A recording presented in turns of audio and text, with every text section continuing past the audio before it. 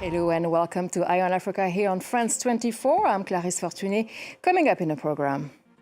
Negotiators in Geneva are scrambling to salvage a global treaty to curb plastic pollution on a final day of talks. Despite a strong push by nearly 100 countries to reach an agreement, all producing nations are against the curbs. In Gambia, the practice of female genital mutilation has been reignited into public debate following the recent death of a one-month-old infant.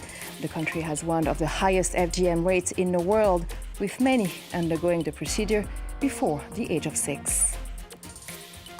And in Senegal, an arrest put an end to a 6-year sex tape scheme targeting thousands with blackmail. The case highlighting a dangerous trend. Experts say digital education is the only shield. Unacceptable, unambitious. That's how the majority of countries at the UN conference in Geneva on plastic pollution rejected a draft treaty. Talks on the world's first legally binding document to end plastic pollution now stalling before the negotiations are due to end. The main sticking point has been whether to cap plastic production or to focus on issues such as better design, recycling and reuse. Sena Luka has been following closely the negotiations. He's a climate activist, head of the NGO Young Volunteers for the Environment in Togo, also nicknamed Mr. Africa's Climate. Welcome. So I understand you had a look at the draft treaty. So what's wrong with it?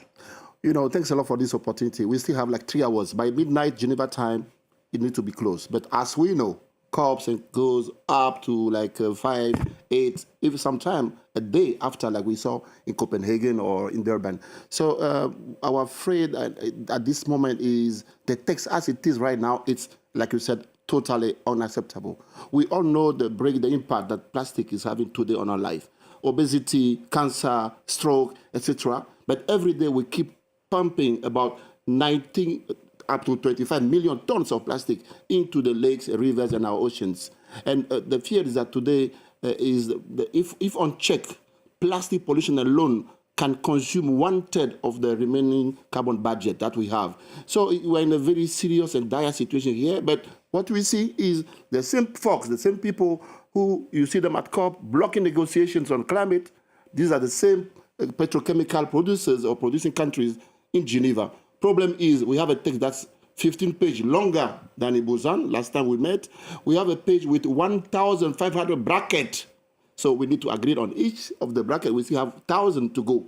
And the problem is, as it is right now, like you just said, what are we focusing on? What's the definition of stopping plastic pollution? Is it, should we produce and see how to manage, or we stop producing? So for most of the African countries, there is a red line. We need a legally binding treaty to stop plastic pollution and toxic chemicals. And so what is the reaction coming from the continent so far? Well, as you know, we feel the African people feel seriously in a situation of injustice, because we see the same people who have polluted the planet, who have chopped most of the carbon budget that we have, the same people, the same lobbies. And by the way, if you go right now to Geneva, you have 3 times more lobbies, petrochemical lobbies, than scientists, than activists, than citizens, even more than government. So African continent is again put at the sideline. They have a very clear position. We want a legally binding document. Africa signed the Nice Ocean Conference wake-up call, the call for ambition. But and most of the African countries are part of what we call the high ambition. So because you have 2 blocks, Africa is part of the high ambition countries, against those small countries led by Iran, China, US, called the low ambition countries. So for Africa, at times we say no deal is better than, a bad deal is better than no deal. But this time we say we are not leaving Geneva with empty hand. Either we go with nothing or with a very full treaty. Especially since those negotiations were some kind of a last chance to find an agreement. Absolutely. We started in Uruguay, then we went to Canada, then we came here to France, we went to Nairobi, we went to Busan in Korea last year. This time, here we are in Geneva, the peaceful country. But why can't we reach an agreement? It should be the last one, IC 5.2, they call it in our technical language. So it should be the last one, because if we miss this chance, it will be very difficult for the UN to call another event like we saw in Copenhagen for the COP on climate. There was a flop. We don't want a flop in Geneva. But guess what? Countries are lining up to host the DIPCON, the Diplomatic Conference of Plenipotentiaries. They want their name to be named after the treaty, like Paris Agreement, Kyoto Protocol. They want to be like Madrid, something. But nobody want to take action, but they just want to take the credit. It is unacceptable.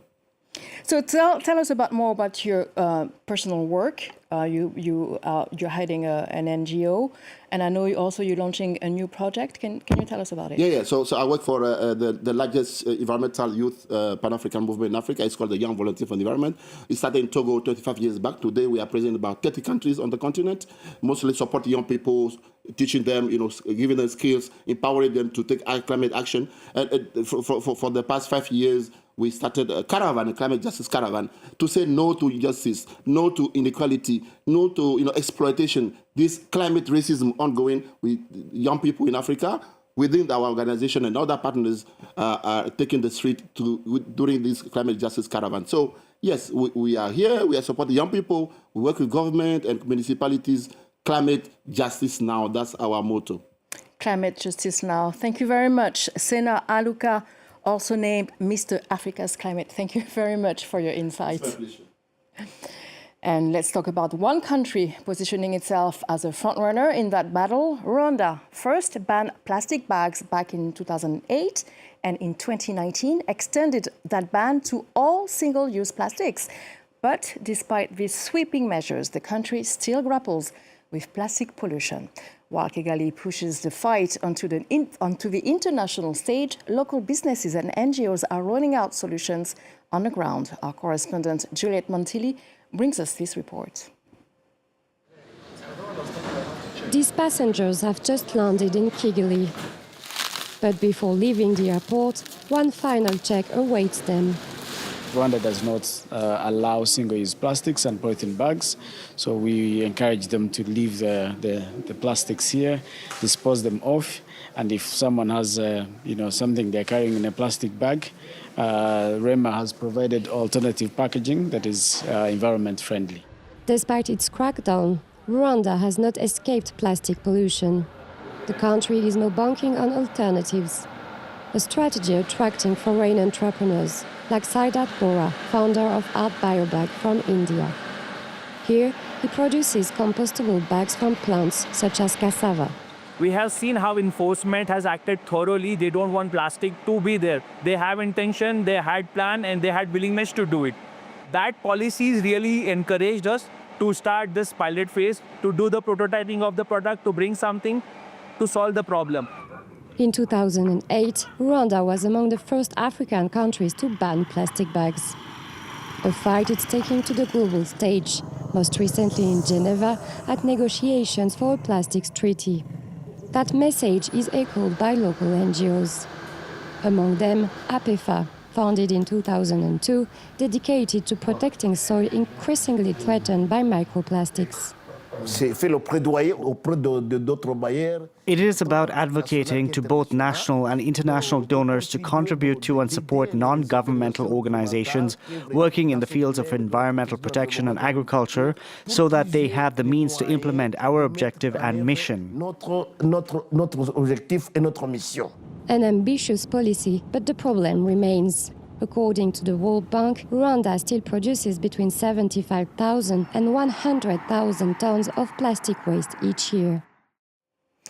Now to the Gambia. The death of an infant following female genital mutilation over the past weekend has triggered widespread shock, bringing the sensitive issue back to the center of national debate. The tragedy occurred in a small town near the capital, Banjul.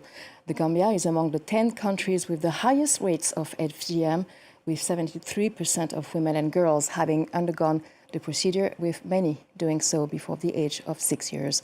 Our regional correspondent Aminatou Diallo has more. According to Gambian police officials we spoke with, initial findings indicate the child underwent excision resulting in severe bleeding. Rushed to the hospital, the infant was declared dead on arrival and authorities were immediately notified. 3 women are now facing legal proceedings. The main suspect, believed to have performed the excision, has been placed in pre-trial detention and charged with prohibition of female excision, a crime punishable by life imprisonment. The other two suspects, who are the infant's mother and aunt, have been charged with complicity in female excision.